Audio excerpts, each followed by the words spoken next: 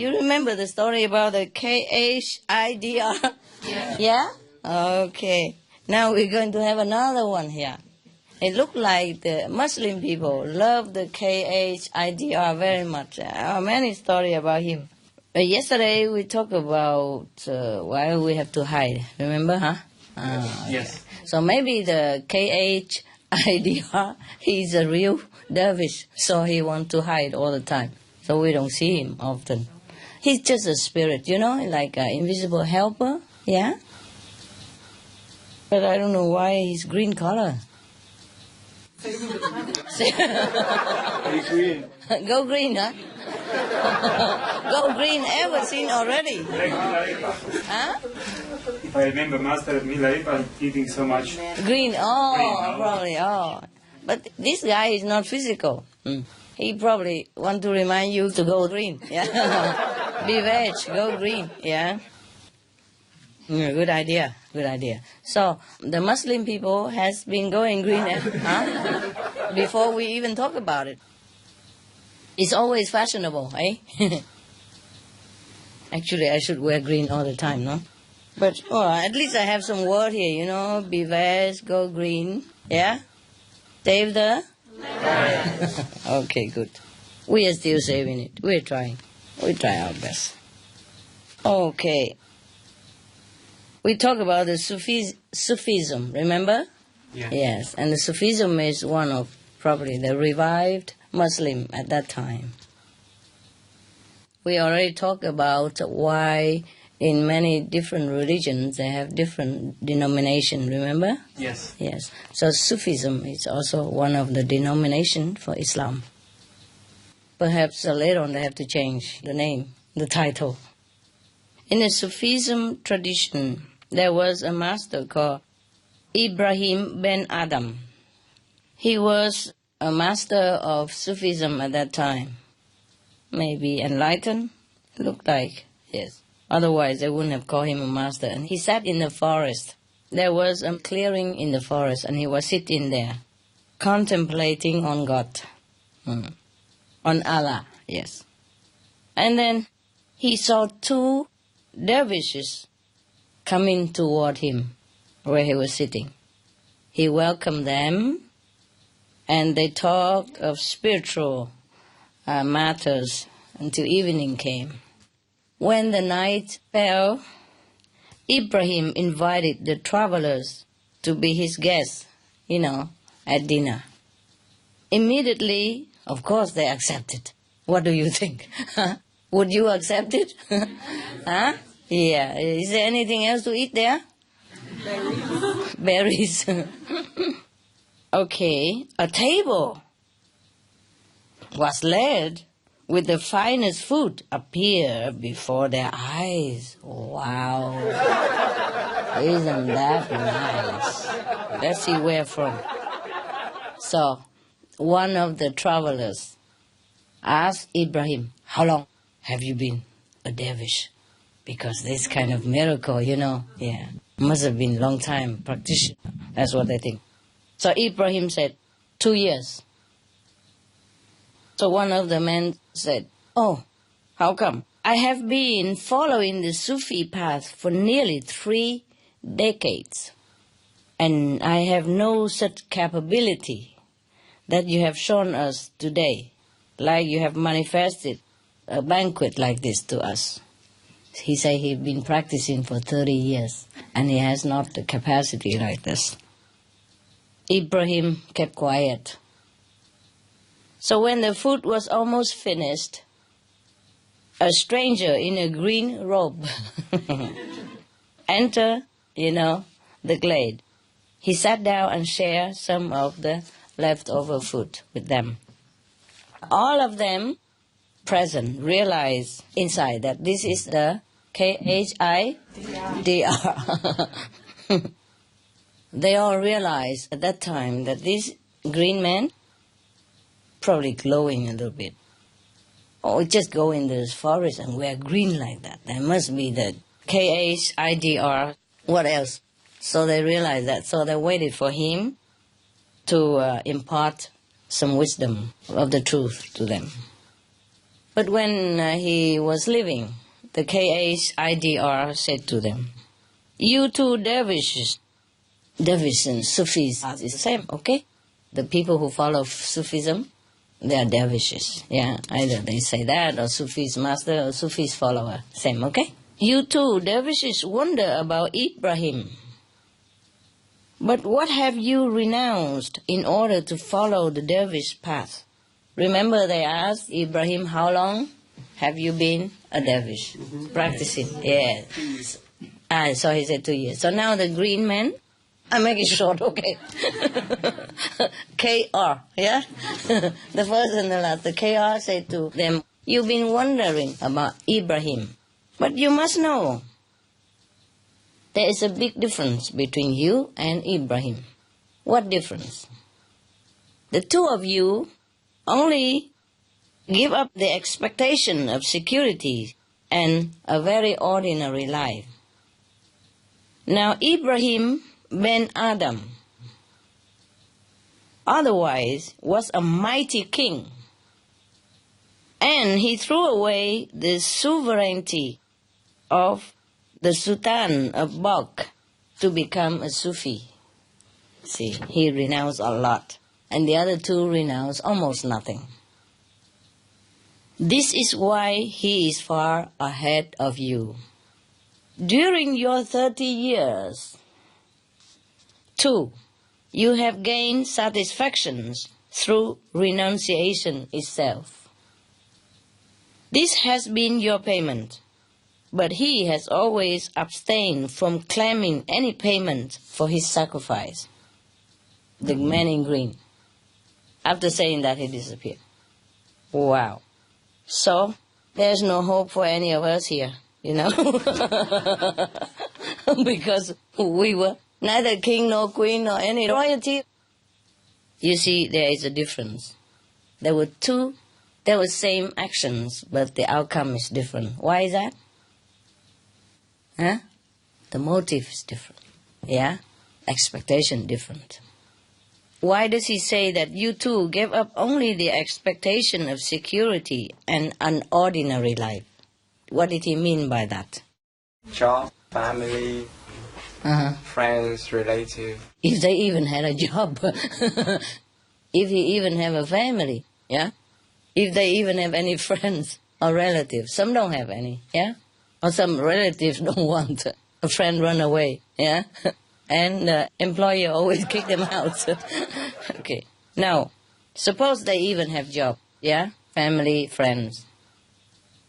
Then the KR, the spirit of Sufism, meant that they only give up very little. It's not much anyway. He said you just give up the expectation of security. That means that you may expect that you have security through job, through friends' help or family support. But you expect only. That doesn't mean you guarantee you will have it. Because you see some people have a job, but suddenly they don't have job. And they have house, suddenly they become homeless. It depends on how luck turn on you, huh? Sometimes you lost your job, then you lost your house, and then your wife also gone. Yeah. Of course, well, where does she stay with you, huh? Mostly it's like that. And friends also say sayonara, eh? Normally. Huh? Remember the joke I told you about the bank director, yeah? The man went home and was very sad. And his wife asked him why. He said, I lost half of my friends since I lost my job as a bank director. And she asked, what about the other half of your friends? They don't know I lost my job yet. Yeah, that's what it is. So, when he say you just gave up the expectations of security and an ordinary life, he meant, even as you say that you renounce something, but it's not much that you have renounced. So, when we are in the world, we expect, that, okay, we get a job, yeah, and then we have a good wife, and have a good family. We expect everybody grow up, dreaming that you're going to have that. It's normal.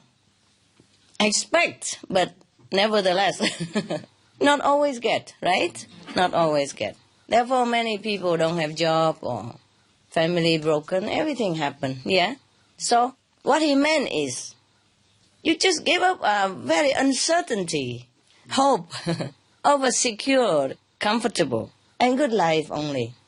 You just give up that hope only. Yeah, you renounce the world. But the world might have renounced you. If not now, maybe later, yeah? Or already did, yes. So it's not much that you say you renounce. And nevertheless, for such a little thing that you gave up, you are proud of yourself, feeling you are monks this, monks that. The dervishes means the monk of the order of the Sufis, the official monk, yeah? So they were proud that they have renounced everything. And they think that is like a reward to them already. They are very satisfied that they are the monks, in appearance. Like, okay, they are something, yeah. They dare to renounce the world. They did not attach to the family that they don't have. They didn't care about the money that they did not earn. They didn't cling to the house that they mortgaged, that the bank took away already. Or for example, even if we have job, we have family, there's no guarantee at all in this world.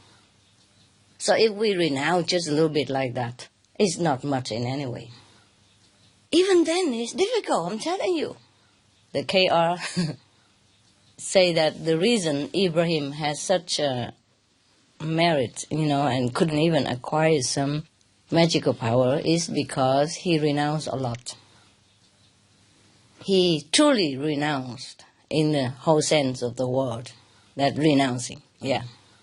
Because, to be a king is powerful, no? And you have servants, yeah? You have many wives. In the old time, all the kings have many wives, So, for that reason, Ibrahim, the master, has more merit than these two. Is it fair that we judge somebody by the amount of possession that he throw away? No. Is it fair? No, is it? No, huh? No. Probably the KHIDR were looking through their heart. You see? That's why he said also that for 30 years as well, you have gained satisfactions through the renunciation itself. They took the mean for the end, you see? They think they renounce the world and that is already great. So they took too much pride in it. And that's why it's nothing. It's just ego, pure ego. Because in any country or in any period of human race, if you are monks or nuns, people respect you in any way, yeah? They bow to you, they give you whatever they have, always hospitable to you whenever you pass by their house. Or not all, but at least the one that belong to your denomination. Yes. So people give them so much privilege. So the monks and the nuns would be very difficult to keep their ego in check. This is the most difficult to renounce, the ego. Therefore, these two guys, although they renounce everything that they have, if they had any at all, they still cannot renounce the ego. Because everybody thinking, oh, they are monks, they are renunciates, they are dervish, they are holy.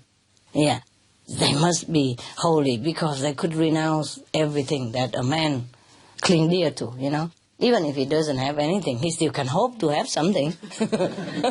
Even, right? And even if he didn't have any wife and children, he still can dream about it, Maybe one day he have. So, to completely give up all this hope and expectation, it is already something, no? How many people can do that? Therefore, they are revered and admired, worshipped by householders who are still thinking that they're clinging to their possession and families and affection and so on and so forth. Therefore, everywhere they go, they get the royal treatment. So how can they ever be able to cut the ego? This is very difficult for them. I'm telling you all this to say to you also that heaven is also not fair. And a lot of karma is not fair. You see? Ibrahim, the master, had this kind of magical power. It's no big deal, is it? He attained maybe astral level or a little bit above yet. So he can have this magical power. But it's already something, of course. Yeah? He needs it in the forest. He can't go shopping. No? He's in the forest. He has no car at that time. So it's good that maybe heaven reward him with this magical power so he can transform things into food. Yeah? Maybe he doesn't do that every day. Maybe he does it only when he have guests to treat them, you know? Good guests. So now, it's not fair, is it? Because the king, why could he be humble and satisfied now as a renunciate? Even though he looked for God attainment, yeah, to be one with God, fine. But for him, even though he renounced everything that is hard to renounce, of course, being a king and all, but still, you know, it's easier for him now because he knows everything already. He had everything already. And he knows that he could even come back if he wants to. So it's easier for him to be satisfied with less. And he has been used to with respect, yes, and revered by the whole country. So for him, probably he had enough. Yeah, he doesn't lack anything anymore inside, you know. He doesn't have the inferiority complex. He doesn't need any reverence from other people. Besides, he left the city. He went into the forest. Nobody there to test him. Yeah, nobody there to grill his humility or his ego or nothing. So it's easier for him to renounce that way, no? So I don't think it's actually 100% fair to judge the two monks by not being too humble and to praise King Ibrahim for being, too modest. But maybe it's just the inside, you see? Yeah. It's not that easy either. It's not that easy either. Remember the story I told you long ago of a prince, yeah? He thinks he renounced everything. He wants to come and learn with the famous master, enlightened master. And the master thinks that he's not ready. So he did not impart to him anything yet. He makes him work and wait. So the wife of that master feels sorry for the prince and say, why don't you give him something? Initiate him. Give him some instruction. You just let him work and wait like that. He's a prince, and he renounced everything to come here. He didn't even bring servant or anything, so he's already very ripe. He's good, he's humble. The master said, you wait and see. Tomorrow, you throw garbage on him when he passed by, see what he say, and then come back, tell me. The prince came in the morning passing by, in front of his house, and she throw garbage, from the second floor, she throw it on his head.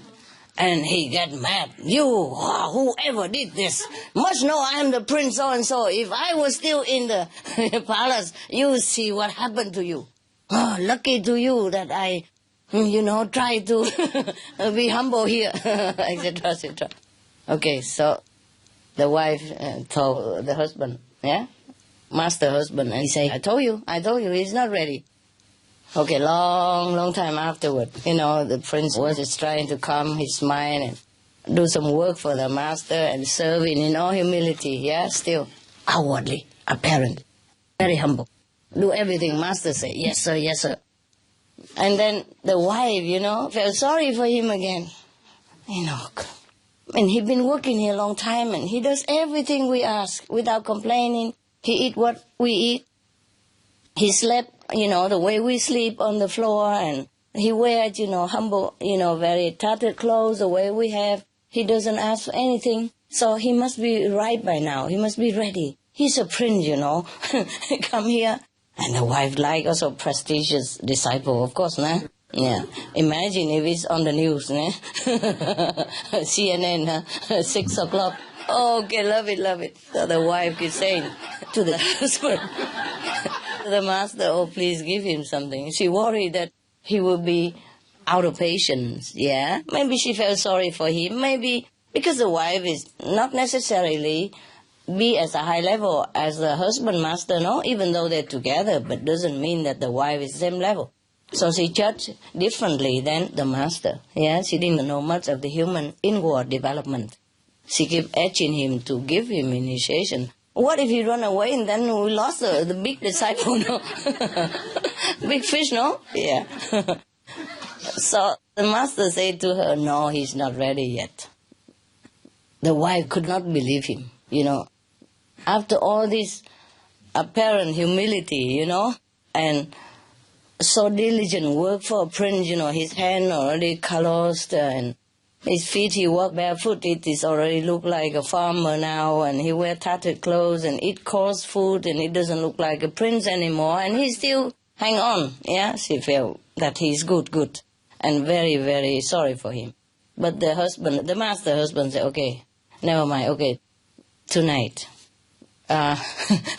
you fill your night pot with everything you can. You know the night pot? Yeah. And then in the morning when he passes by, you throw it on him. In the old days, they don't have toilet in the house, nah? They empty everything at night in the night pot, no? And going out at night is dark when they live in a primitive area, maybe it's a tiger jungle or something. Yeah, and it's dangerous to go out at night, so they do it in the house, in the night pot. In the morning they put it outside for the scavenger to take away. That is a normal thing before. That's why the scavenger have the job to do. Okay, now, in the morning you throw it on him, and then you tell me how he reacts, and then we will see, okay? In the morning she did exactly what the husband told her, the master told her. And then the prince, oh God, he jumped around and he smelled himself and he cursed the heaven and hell, But of course afterward he felt that he should not do that. Of course he knew a little bit, but he didn't know who did it anyway. Okay, fine. So the husband told you? Told you? He's not ready. He's not ready. So the wife didn't say anything anymore. Until long after, maybe then one day, he will impart initiation to that prince. Yeah, the story did not say anything anymore. Probably say it, but okay, we understand, right? We don't need to know exact end, okay? Yes. Similar to Milarepa, yes, because not only he's eager for initiation, but he knows too much magical power. He feels very powerful. So for him to wait for initiation and working hard like that and have nothing, he feel kind of degrading and unfair treatment. That's what it is.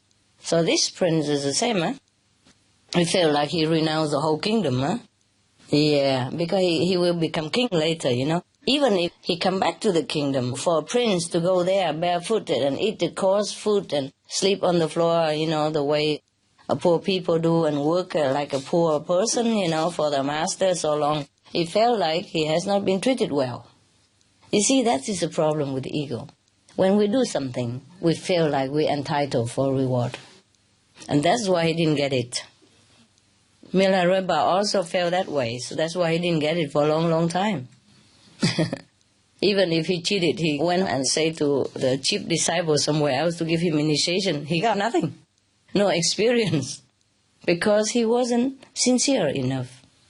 So it's probably, in this book, it's not the judgment about the two people, the two group of people, action, the king and the two commoners, but it's probably more inside of them, you see? Because these two, the KR, knew their inside out, that they had been too satisfied with the great act of renunciation. So they did not progress in their spiritual practice. Okay, this magical power, it doesn't mean anything much. It's probably just a story to illustrate the attainment of the king in comparison to the attainment of the two dervishes, the two renunciates. Yeah, it's just the outward symbolism of the inner attainment. It's not like in Sufism they encourage or glorify magical power. Yeah, it's just symbolic, yes. So everything we do, we have to do with the utmost sincerity. and egolessness. Otherwise, we mess up more than we help.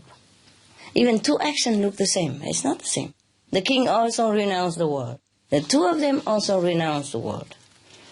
But it's not really talking about materialistic possession here. They're talking more about the inside. You see, because it says that you are satisfied with your renunciation itself, proud of it. You see, therefore, once you set your ego at some certain point of your spiritual practice, then you stop right there. You will never go anywhere. But the problem is we don't recognize our ego. If we do recognize it, then we can cut it off. But it's very difficult. We don't even know we are proud. We don't even know we have ego.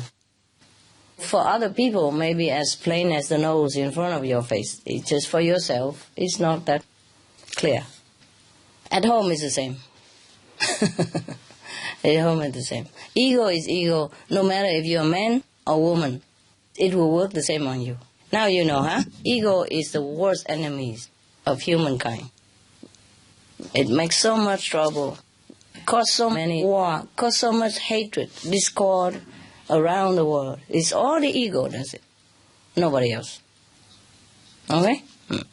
So if we can check our ego and keep it under control, then the world will be peaceful. Never mind sitting there and praying for world peace. Don't need to pray. Just check your ego and everything will be peaceful. Yeah? Peace begins in the house, you know? But many houses don't have peace. That's why world peace is difficult. The atmosphere has to be one of peace, you see? And it should start in here also. But that is not that easy, is it, huh? No, it's not, you see? Because it's one thing that he knows better. Even better than the master.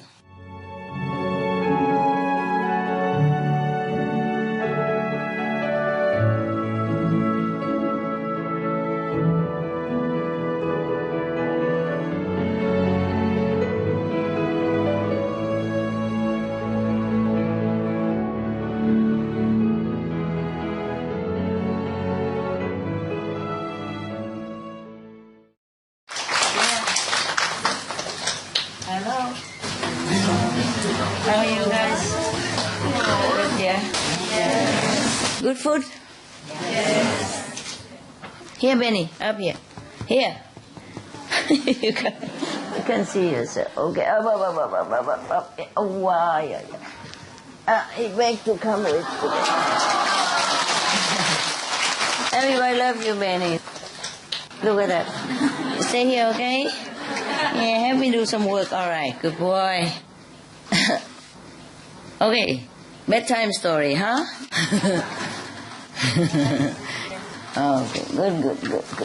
There were 4 dervish monks. They met each other. You know, the Muslim dervish tradition.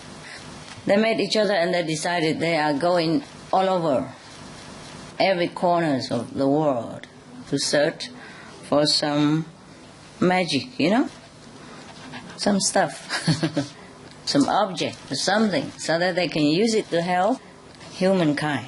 Yes. They think that they have studied everything that they should have studied.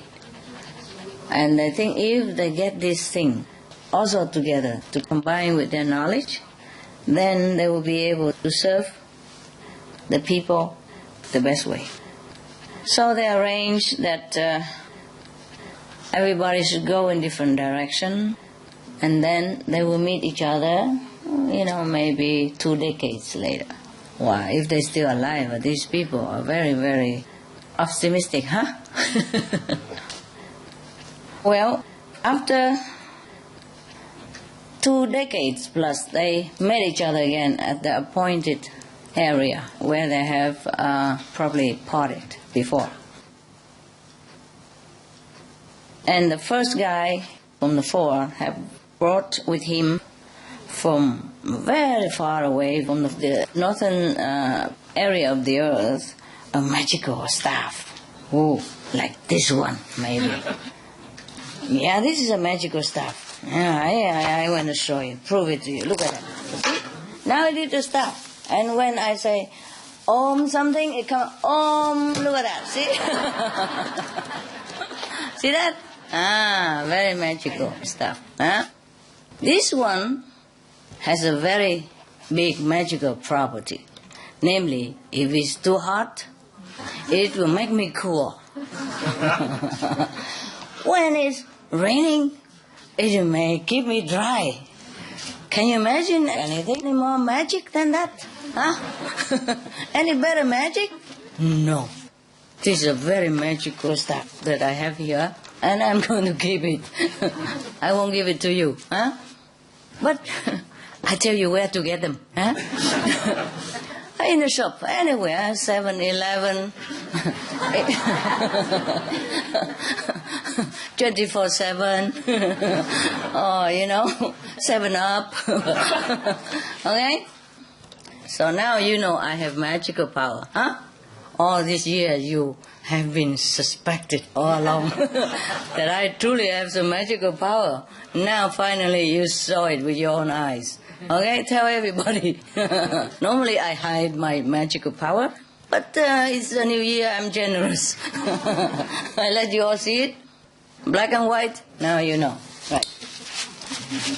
Not only I have magical power, I could even tell you where to get them. Wow, luckily I have a staff there. I did not know I would need it. You see, outside is dark, and I walk with Benny under my feet, so I need the staff in case it's more stable. 3 feet are better than 1, right? Remember the story I told you about the elephant? The joke, The kindergarten kid come home very excited and happy. Said, Mom, I won the first prize in the school today for correct answer. So mother says, what was it, the question? He said, the teacher asked, how many feet does the elephant have? I say 3. So the mother said, 3? Then how could you ever get the prize? Yeah, the kid said, but I came with the most correct answer. The other one maybe 2 or 7 or 8 or 10, yeah? So he's the most correct one. So, the first one brought with him the magical stuff, similar to the one that I have just demonstrated to you. Maybe a little better, maybe cheaper. Yeah, cheaper in price, but have more magical power than mine. The staff is very special. Anyone who rode upon it could reach his destination immediately. Wow, that's a very good instrument. I wish I had one. I can exchange this one for that one willingly, yeah? And give him some also blessed candies, to make up the differences, yes.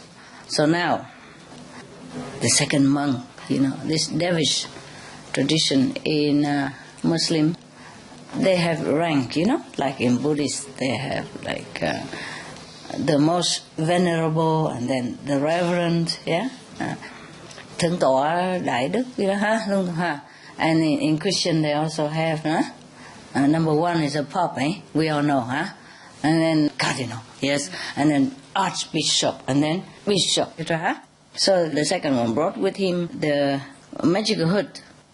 Whoever put it over his head could immediately change his appearance to resemble anyone in existence. Wow. So this hood is a very special hood.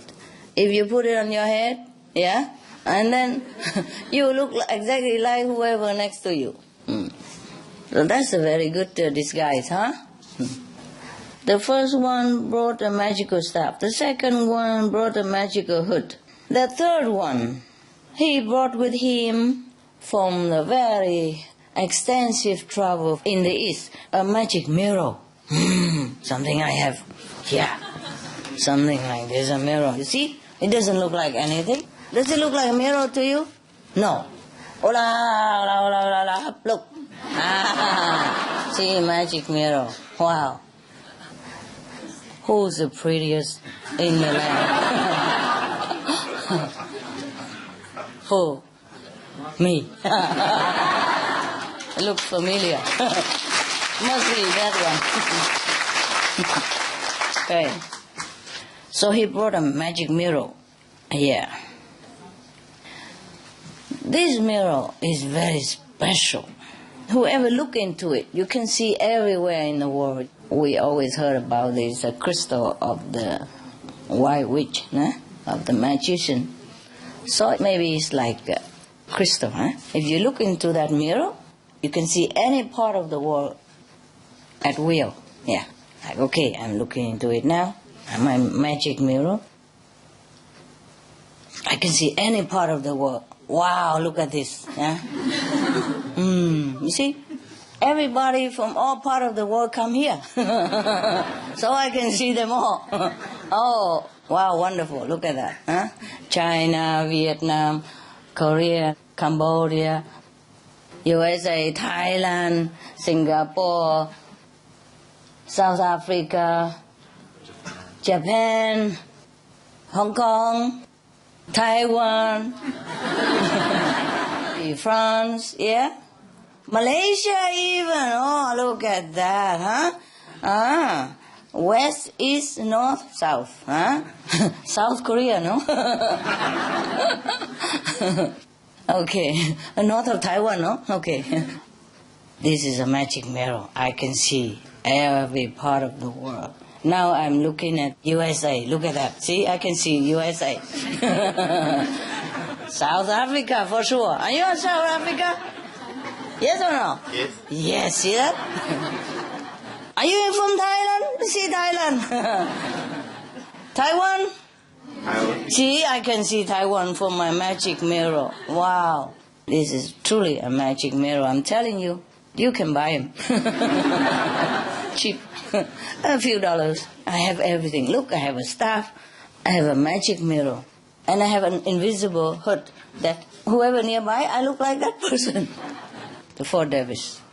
He brought with him from the very far end of the southern sphere of the earth a magical cup. Yeah, look at that. I even have this magical cup. Wow, this one is more magical. Let's see what the cup does. Oh, any disease could be healed by this magical cup. Maybe not this one, the one in the book. Okay, let's see if this one can heal any disease. Maybe some of the disease. You know, like thirsty disease, yeah, dehydration disease, sleepy disease. If you put tea in it, and you won't feel sleepy and tired anymore. Huh? Oh, wow, that's wonderful. And if you put any medicine in it, if you're coughing, you put cough medicine in and you drink it, then you have no more cough, right? This is also a kind of magic cup. It keeps the hot thing hot and the cold thing cold. Now, wow, I also have magical cup. Let's see what they all do with all these things. Check it out. If I'm healed of any disease first, okay? Cheers. Some kind of liquid. A little sweet. And it's warm. I don't know since when it's been here, but it's been kept warm. So it's a magic cup. How long it's been here? Must be maybe many hours already, right? See? So I have also a magical cup. If you keep here a few hours, it's still warm. Okay? So it's magical. Normal cup, it won't keep warm that long, right? Huh? So this is a magical cup for sure. You keep it because it's magical. You know, this kind, they're lining something inside. The shining stuff. That lining with glass, yeah? So it preserves the heat, yeah? Reflecting the heat with each other all the time. So it keep warm. It keep cold thing cold and keep warm things warm. So you put ice cream and coffee together in there, it'll be okay. I keep cold things cold and warm things warm. Alright, so now the four dervish, they are now very confident with all these magical equipments. So first of all, they look into the mirror to see where the source of water of life. So they can go and find it first, so that they can live long enough to use other magical instruments. Yes. The source of water of life, you know where to find? Anybody know? Yes. Here where? With you, Master. Here, in yourself. I have it, you have it. Yeah? We all have it. We can find it more or we can find it less. It depends how much obstruction that we encounter from the mind. Too much obstruction from the mind make us slow and delay our progress. Yeah, sit there and thinking, oh, how I'm going to find money tomorrow. More money than today. Yes. And how am I going to make my girlfriend loves me more than yesterday? Yeah, etc., etc. These are okay. These are fun things to think about. But there are also other things that is not too much fun. Like it makes us so much trouble. Sorrow, pain, suffering, separation, worry. Yeah, everything that in this world really try to pull us down and make us so exhausted, thinking of the solution, that sometimes we cannot even concentrate to find the source of water of life. But finding we must. Otherwise, not only we cannot solve the problem, we will be suffering more. So meditation is not like for God or for Master or even for the world yet. First, for yourself. Because without it, without water, we die of thirst. Without the water of life, we suffer. Yes, we die inside. We die so much that we keep dying and dying and dying. And it's a very horrible situation. If we don't have the source of water of life, if we don't find our wisdom quick enough, then we suffer a lot. N'est-ce pas? Yes? Yes. Now, they have found the fountain of life. They flew on the magical staff together. See, they arrive instantly with the magical staff. And they drank the water. And then they recite in some magic mantra to see who needs their service the most at the time, who is the most in trouble, who is the most in need of their help. So in the mirror they look. They saw a man who was dying. He lived very far away from where they are. But yeah, no problem, they have magic staff, right? They just mount it on the magical staff, and then in an instant, just an instant, they immediately arrive at the house of the needy man. The man opened the door, but it's not the sick man, yeah? And the 4 Muslim dervishes say to his doorkeeper, we are magical, famous healers. Your master of the house is sick, we understand. So we want to come in and cure him. Of course, the master of the house heard that. So he invited them in. Oh, but as soon as this man saw the 4 dervishes, his sickness became worse, like he has been hit by a stroke or a seizure. Ooh. So, immediately, he ordered his servant to throw them out. Who wouldn't? Huh? Would you?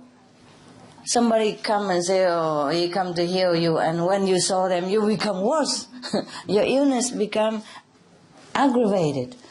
Wouldn't you throw them out? Yes. Well, they're been kicked out, the servant explained to the 4 monks that, the patient, the master of the house, he doesn't like Muslim.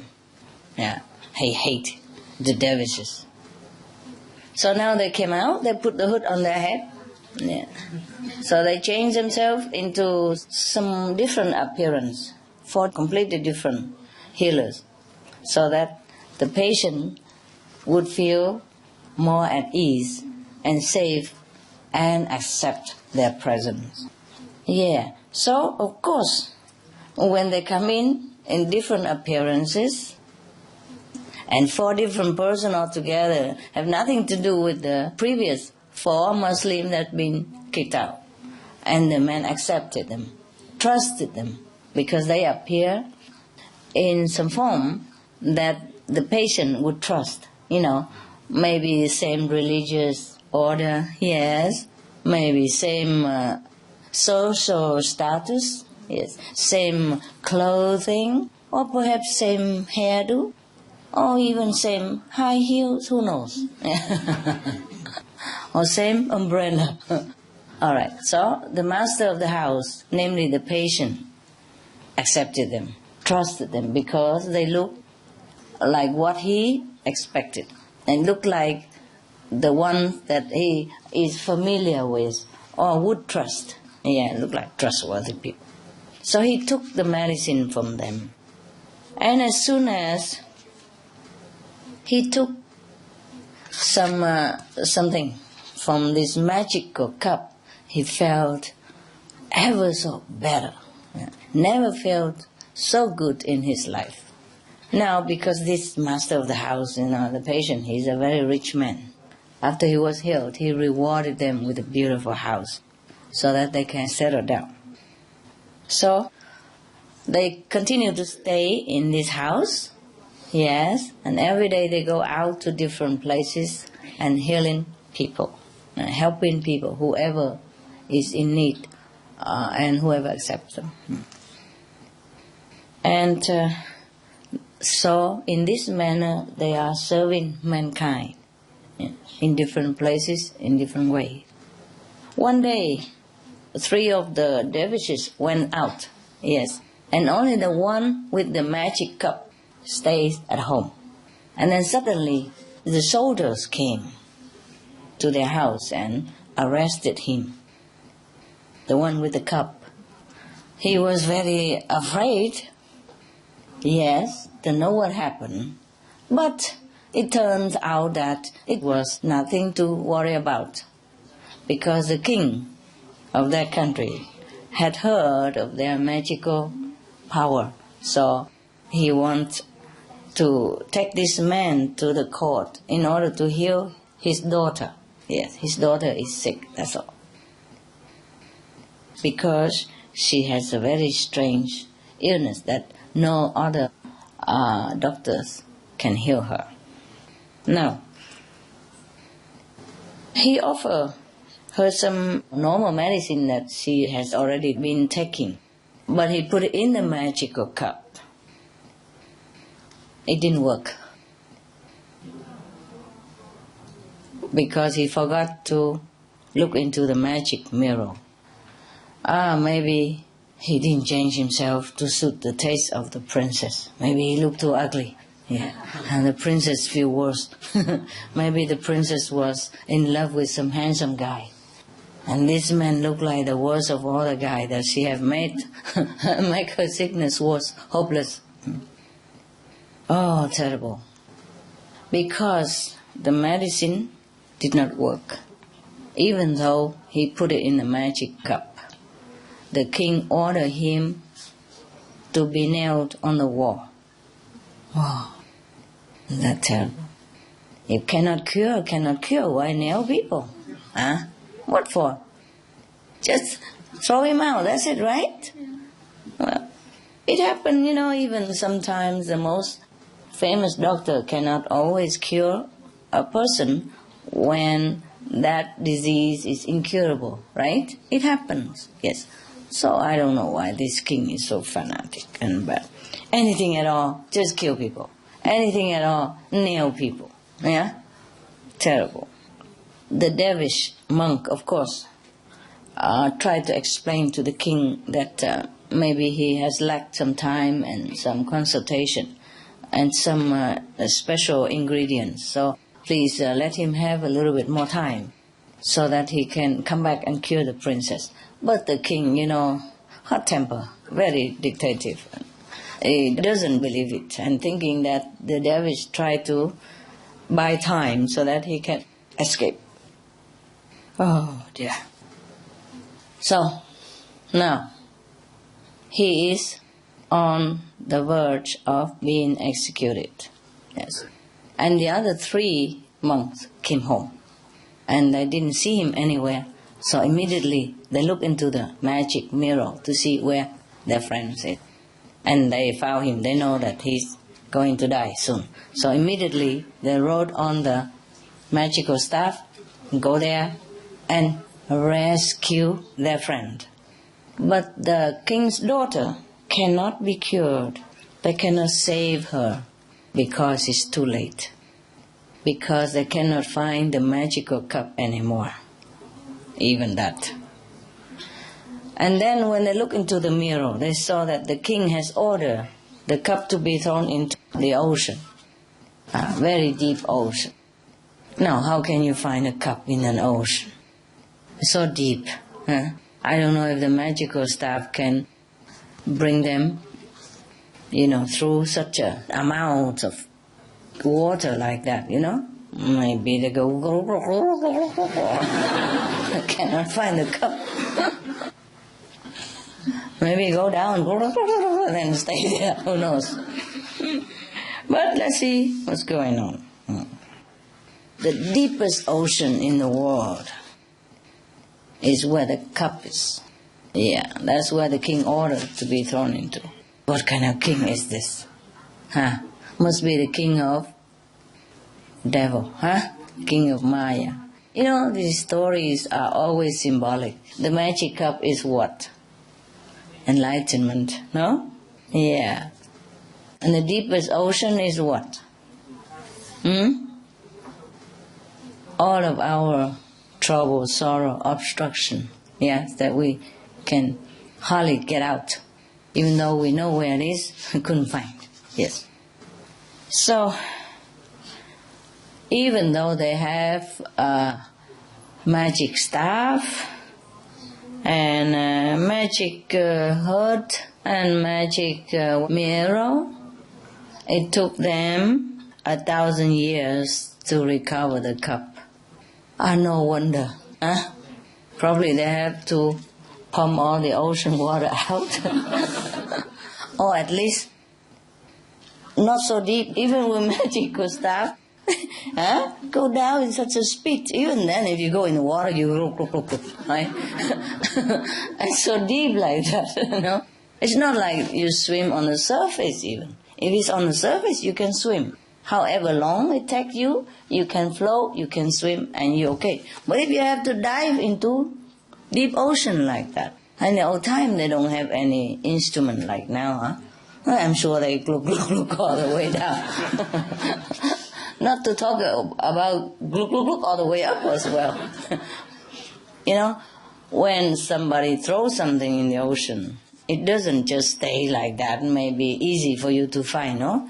Probably by the weight of it, it will sink into the depth of the mud or the sand, or maybe it's stuck in some cavern in the ocean, and between the corals and between the octopus tentacles or whatever, or maybe the octopus was holding it. Yeah, and it's very difficult to get it from the octopus because they just sucked into the cup. No, you know that. Okay. Well, I just imagine all kind of thing could happen. In the deepest depth of the ocean, everything could happen, right? Yeah. So, see that? Thousands of years. After they had the bad experience with the princess, they made it a practice to do things more secretly. Whatever they do, They will make it look very logical, like a simple medical method or something like that. Logical, explicable way. Like if they use a cup, they would probably put some, aspirin or something in it and say, you see this medicine? Yeah, it's been known to cure so and so sickness, yeah, including headache. So if you take this, after a few hours, you will be better. Yeah. So everybody believe, of course the medicine is good, yeah? Do you understand the story? Understood. Good boy, good girl. Now, you see, this is just a parable, like Jesus often told stories to make example, to make a symbol, the point that he wanted to drive home. The cup is like the enlightenment, yes? Difficult to find, yes. Although you know where it is, it's not like you don't know, and it's obvious, yeah? But it's difficult to find, where there are obstructions.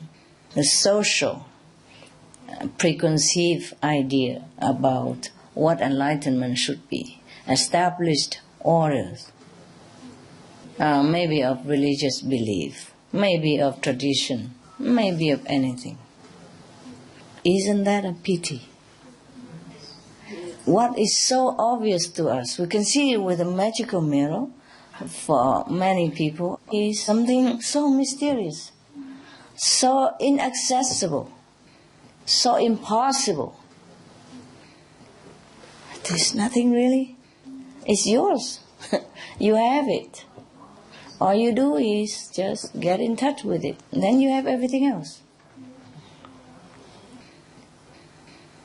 And then all your worry, your anxiety, yes, your trouble will disappear. Trouble, anxieties, worries, they are also diseases. Yes? And sometimes, because of worry, anxieties, it manifested into the physical body. It becomes a real, physical disease. It begins first in the mind. Yeah? Somewhere in our thought, in our pattern of thinking. They call it stress sometimes. I'm so stressed out, I freak out. Something like that. Who is it that freak out? It's not the body, it's the mind, isn't it? Yeah? You worry so much, or you're so distressed that you say, I freak out. But who is the I that freak out? Huh? Because if it is the body, then when the dead man laying there, he still has the same body. He has the same body, but you can stay there and curse him for thousands of years, he would never move. He would never freak out. He would never stress out. That's what it is. So it is the mind that stresses itself out, or it freaks itself out. So whatever it is, it's all from the thinking first, right? Yes. It's very difficult to control that, even though we understand that. Have nothing to do with my body. Okay, you can continue worry. I go eat, I go drink, I go meditate. Difficult, huh? Difficult to say, I don't care about you. I just go meditate. I just go pray. I just go listen to music. I just go dancing. Very difficult, isn't it? Yes, difficult. Okay, sometimes people think, okay, I go dancing and I forget the problem. They might forget for a few moments, few hours. And when they come back, the problem is still there, right? Again. The same. Nothing changed.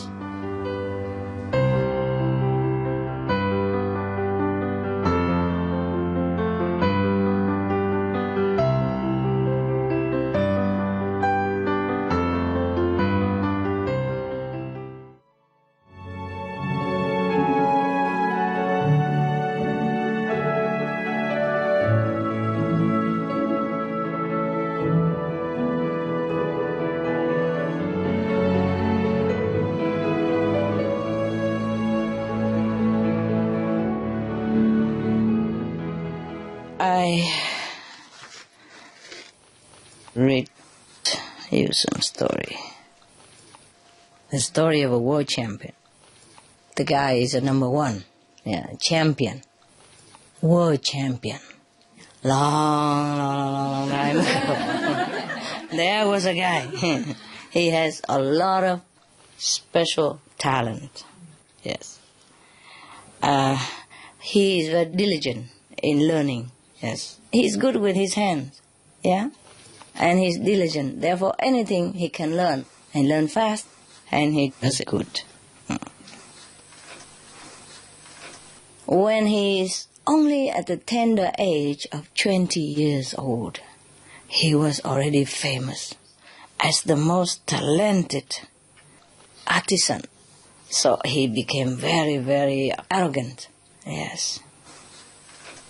And therefore he decided that he's going to learn more and more of this other skill so that nobody can compete with him. Thus he became even greater and greater, and more famous. Yes. So he packed his tent, yeah, with his steel cup.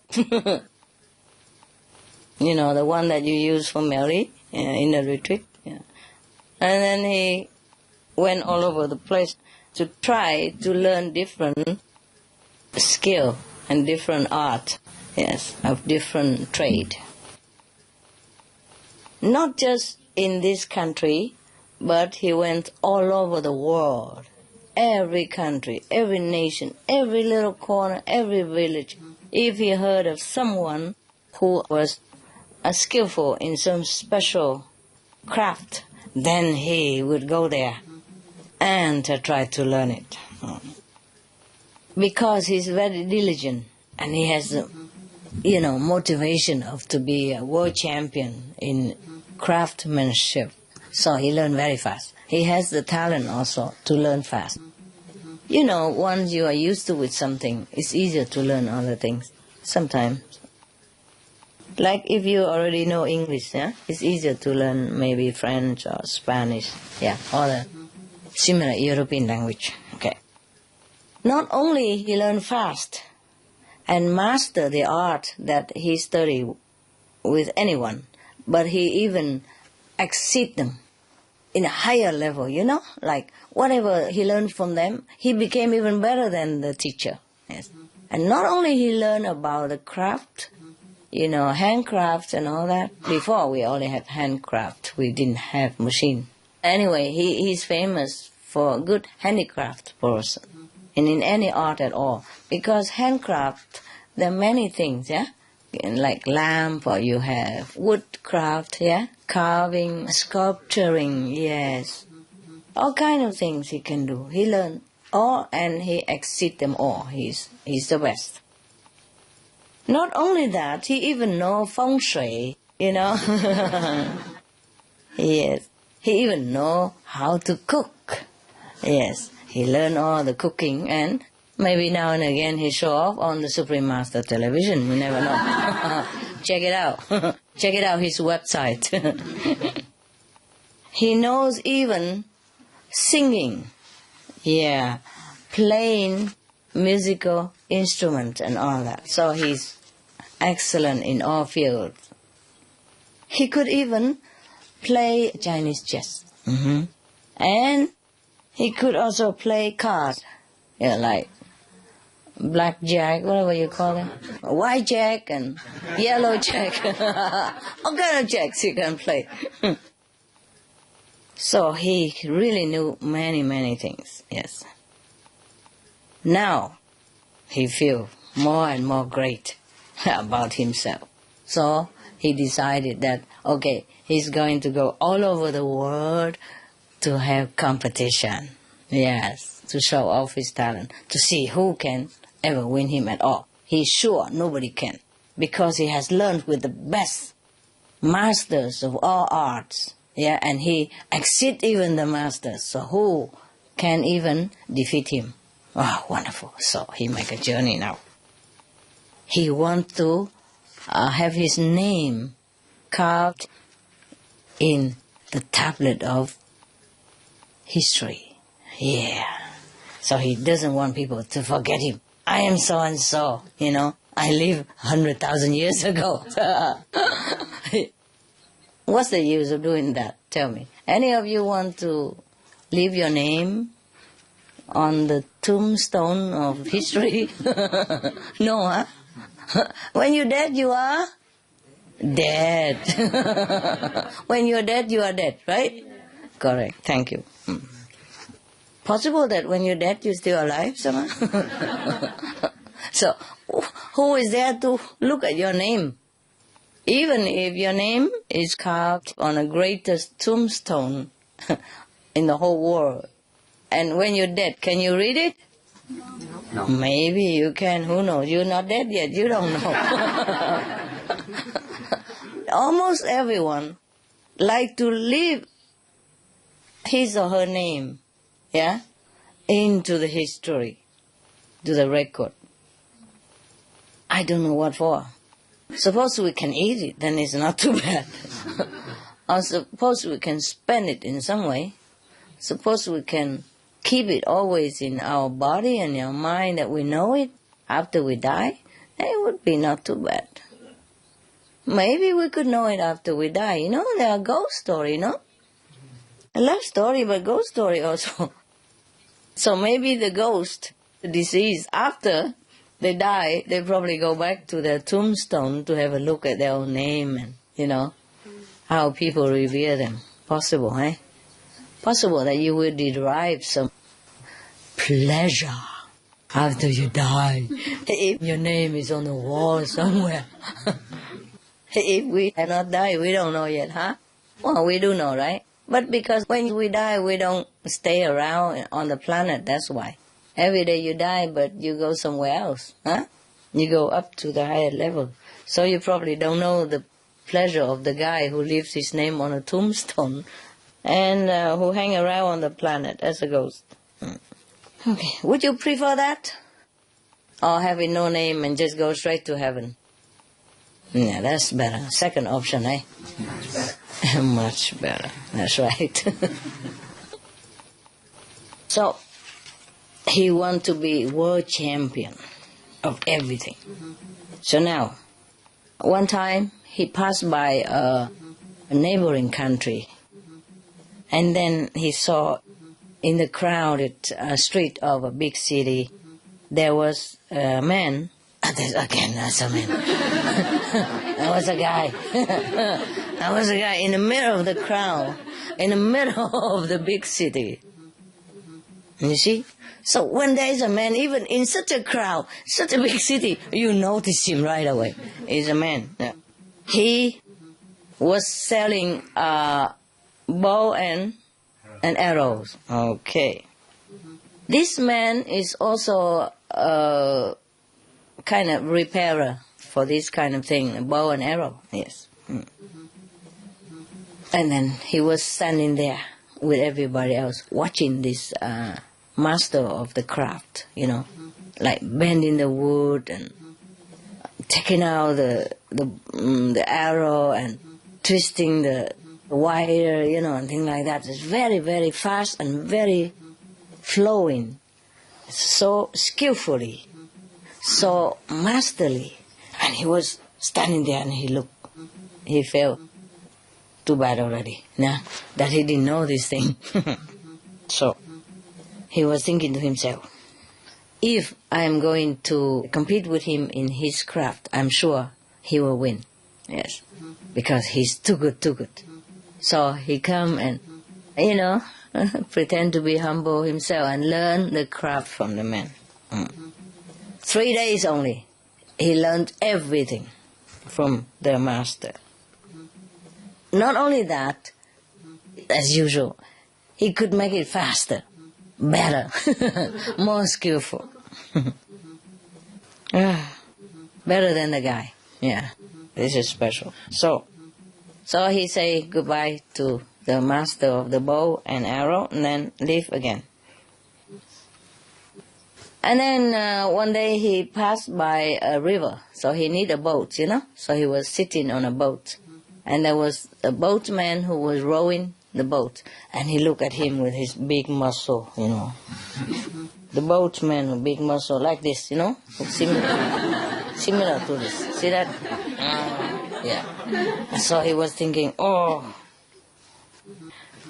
lucky I have not dared him to compete with me in rowing boat, or else I will lose for sure. So he was also begging humbly with this boatman to learn the art of rowing.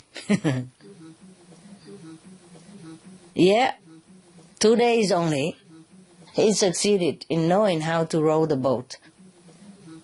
And even better than the teacher, of course. He's a champion, he's a guy.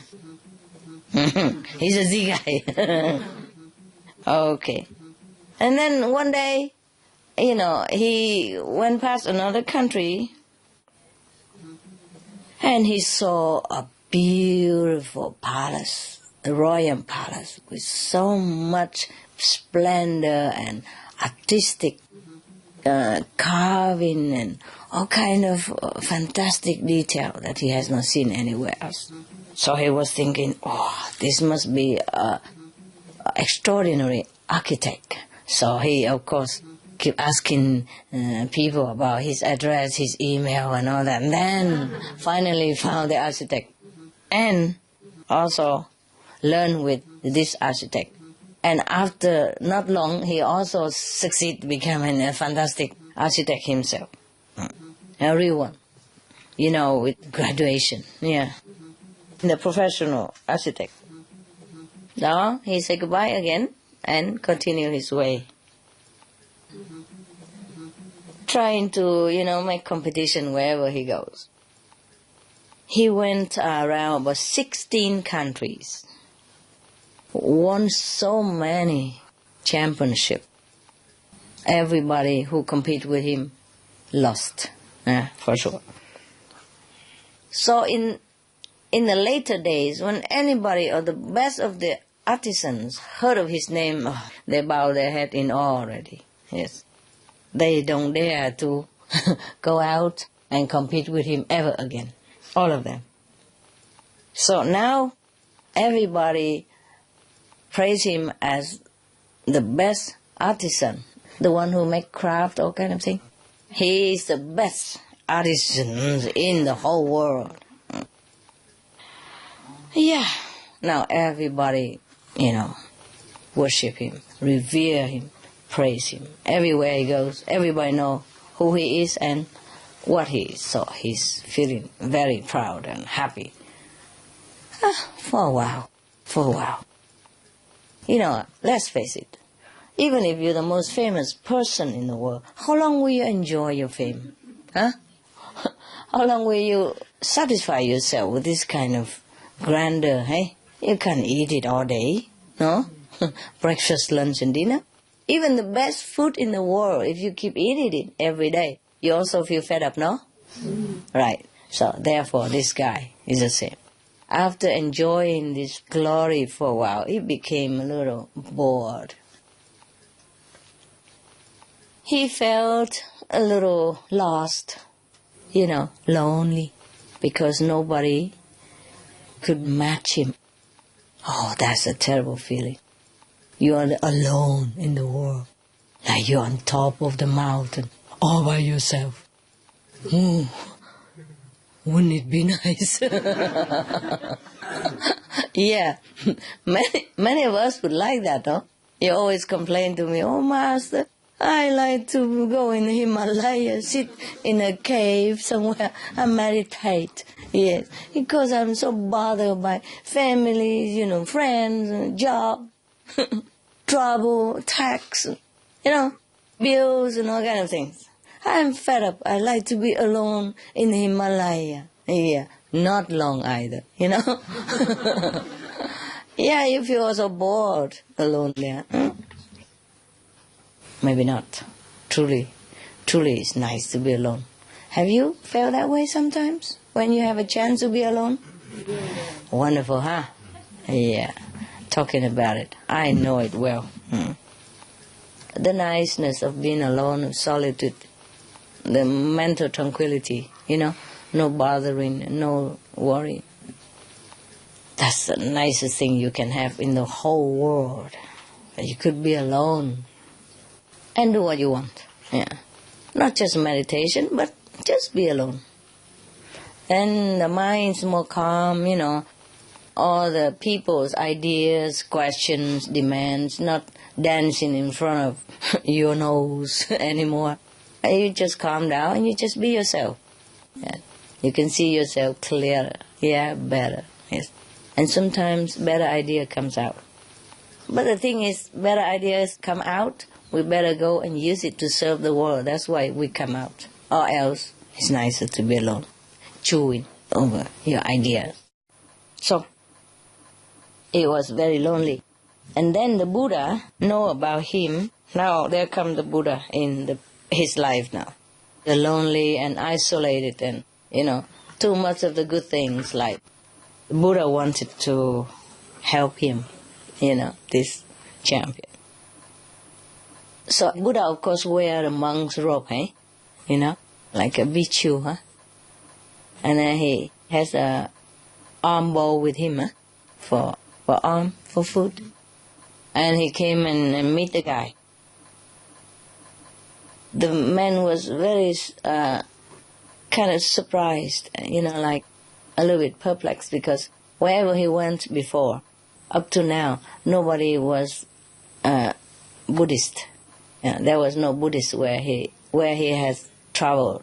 So he doesn't know what kind of clothes the Buddha was wearing. He felt, this is a very funny clothes. So he asked, the bhikkhu, the monk, he called it bhikkhu. I have gone, visited many countries, but I have never seen anyone who wears such clothes like you do. What kind of profession you have?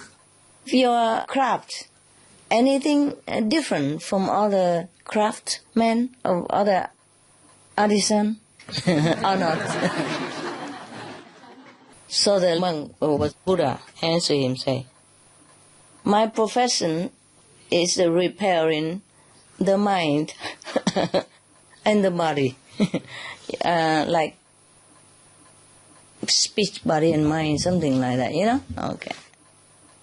The guy has never heard of such a profession, So of course he asked, how you do that? With what kind of instrument? Like, okay, if you carve the wood, you have to use a carving knife. You do the sculpture, you have to use sculpting instrument.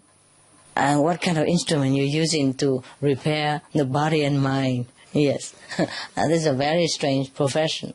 And he was very surprised and interested. So the Buddha, of course at that time he doesn't say he's a Buddha. And the guy also wouldn't know what the Buddha means anyway. So the Buddha explained to him that if a person who wants to repair and adjust his body and mind, whoever wants to do that, must have a very special talent. Yes. That you can have a victory over yourself first. Because if you have not had victory over your own self, then you are not a champion yet. You're not great yet. Yes. To be able to be a great person, you must be able to win over yourself, not somebody else. Oh, this guy has never heard of this before. They say, oh. If, the Buddha continued, if a person has attained this state of his mental victory, over his own self, then he became a very bright, illuminated person.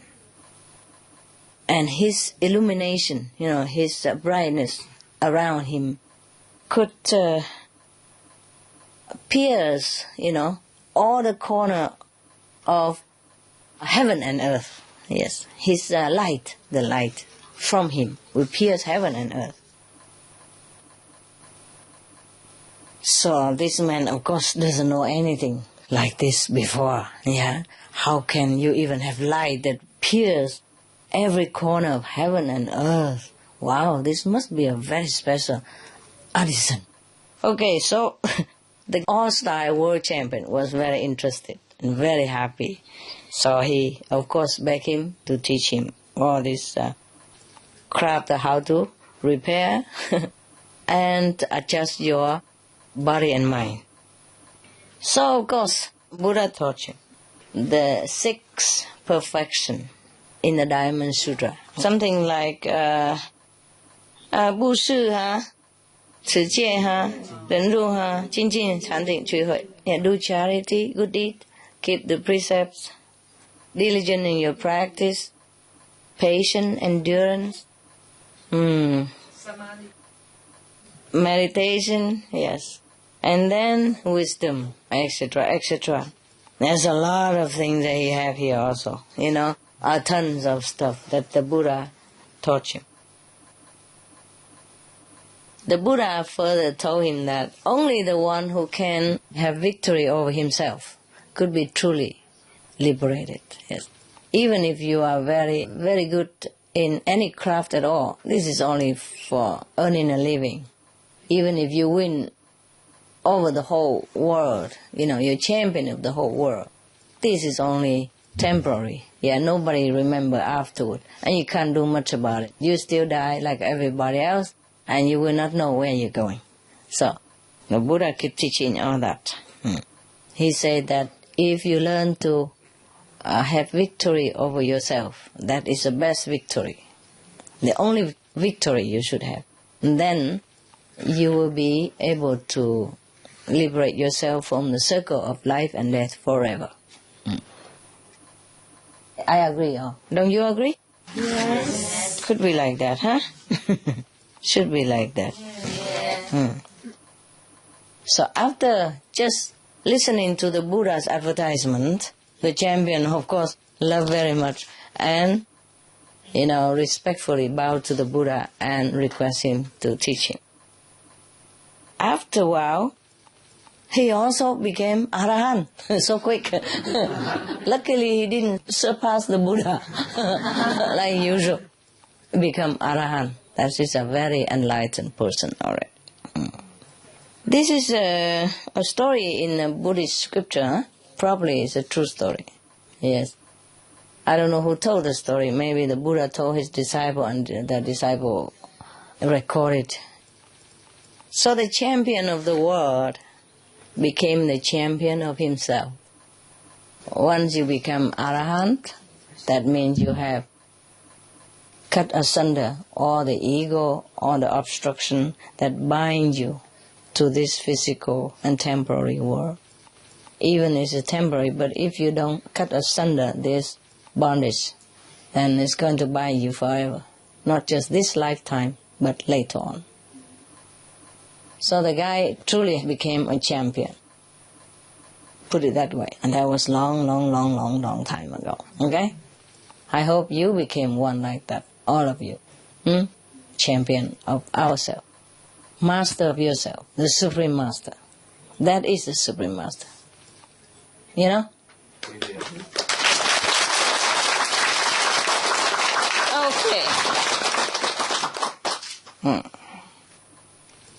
So, it's no big deal to become a champion of any kind. Even boxing champion or karate champion, anything champion. If we don't win over ourselves, then it's no use. We will die. A weak body like everybody else. And it's just good for the worm. At least good for something after we die. Okay. Now, this is a very good story. You know why? Not because he has win over himself, but because I'm surprised that such a guy, so talented, champion of everything, and still can have enough humility to learn with the Buddha and became an Arahant. That surprises me, and that impressed me a lot. Because most of the people in the world, if they are somebody, it's difficult to become nobody. Because in the spiritual practice, we truly have to become nobody in order to become somebody, right? The ego has to be gone so that we can do great things. Because Ego is the worst thing that obstructs us all the time. If we think we are something, we are somebody, we are so great, we know everything, then it's very difficult for true knowledge to emerge, not like to get it from anywhere, but to emerge from ourselves. The ego is there, keep thumping our true self down, and we just think, oh, I am a good artisan, I'm a good jeweler, yeah, I'm a good shooter, I'm a good lawyer, I'm a good doctor, I am so and so and so. But in fact, we are not only that. This is just the thing we learn from the world. Everybody can, yeah? Everybody can. If we're diligent and with a little sharp attention, we can learn to master any art in the world that can be learned, you see? But we are not even the need. We don't even need to learn. We are not the mind, we are not the brain that's learning. After we die, even if we lay there, full brain, full body, and we don't function. So the guy who keep the body function, that is the real guy. That is the true self, and that knows everything without learning, without needing of any craftsmanship, any study, or any practice. I'm really surprised that such a man like this, who knows so many things, who travel the world and master all kind of art, and still is humble enough to bow in front of a Buddha and accept him as a teacher so that he can repair, adjust his body and mind. That is difficult. Very difficult already. But because he can do that, that's why he can learn fast and become Arahant very fast. I guess after he climbed up to the mountain of fame and glory, he realized in his heart that these are nothing. Nothing at all. But a lot of people in this world die for that, for this nothing. Yeah? A lot of war has been fought over this nothing. A lot of life has been lost over this nothing. Fame, glory, empty stuff. Yeah. I'm not talking about like somebody is already in the position of fame and power, but truly using the position to serve others. He has to continue because he wants to help others, either to help them in time of need or help them to know themselves or help them to stand on their own feet. You see, they're already in that position, they're doing it. But these people, they truly want to serve. They don't have the heart to want to gain something, even if they had the position, great position or not great position. It's not their motive to gain some attention. In fact, these people mostly, they don't really like attention too much. They shun the publicity. It's just that they have to endure it for the sake of doing their job. Like, for example, maybe you are president of the country, huh? Yes. It's not like you really wanted to be a president. But since you are young, you already groomed in a political party, yes. And because you're good, everybody trusted you, voted, yes, you to be presidential candidate, for example, like that. Okay, then you have known nothing else, then you just have to continue with your job. But not necessarily that you want that job. You do it because people trust you, because people want you to do it, to serve the country or to serve other people, to serve the world in whatever capacity. So it doesn't mean if you are president that meaning that you really want fame and gain, and not necessary. It's in the heart, yeah? No matter what you do. It's not the outside that counts, it's inside that. You know yourself, whether you are stuck with the fame and glory or not, yes? But it happens like that. So in the old time, there are also many kings who executed his duty as a royal monarch, but not attached to that position at all, whether he has it or not. If he has it, then he continued to serve his country. If it's taken away from him, hey, go rest. Go sleep. Yes. Like King Rama, remember? Yeah. Yes. Some of other king. In Vietnam there was one king like that. He refused to be a king. He renounced his throne and went into a temple in a faraway mountain, remote mountain, and tried to practice Kuan Yin method. What else? What else to make the king can even be so, confident and believing that he renounced the whole kingdom just to go in the temple somewhere in the mountain to practice? Without Kuan Yin method, we get bored after a while if we don't practice this method. The Kuan Yin method is the one that satisfies our longing. They make us feel okay. No matter how long we sit, we could sit. Yes. Whatever we do, we can do it. Yes, that's right. Okay, so this king in Vietnam, he renounced his kingdom, went to the temple, practiced meditation, wanted to be like a renunciate, like a monk. But, his destiny follows him. The whole court officials, namely led by the prime minister at that time, he brought the whole officials, everybody, from the royal court, he brought them all to the temple. And he said, okay, Your Majesty is here, we are here. Wherever Your Majesty is, then the royal court is. So the king has to continue his duty. Either stay there or go home is the same. They just say that wherever the king is, the whole royal court will be. That's it. That is the famous saying of that prime minister. That means you can't run away from your duty. That's what he meant. So, of course, what do?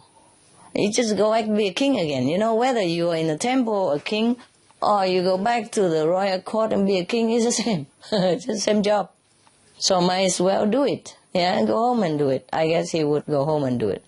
I guess I would also go home and do it. What's the use of bothering all the poor monks in the temple with all this noise and ceremonies and stuff, every day they do in the royal court, 60 meals per lunch or something like that. So even if the Vietnamese king left the temple now and went back to become the king again in the court and continue, doing what he did and being what he was, do you think he was really attached to fame and glory? No. You think, now he feels sorry, regret, living in a temple is too poor and too ascetic, so he like to go back home and be a king and have power over the country again? No, No. Now, even if he's a king or not, he just have to do it, that's it. There's no attachment, no desire for fame and power in his heart. That is what it is. So, it doesn't matter what you do. Yes? It is your heart is important, whether or not you are attached. So it doesn't mean that if you're king or if you're president, that means you are hungry after power and fame. Not necessary. Not necessary. So we cannot judge a person by his or her position. Yes? But you have to know that person in the heart. Okay. All right. I hope you know your heart. And that you are very, very attached to the world. All kind of things that bind you there and you liked it, Who knows? Maybe. See you.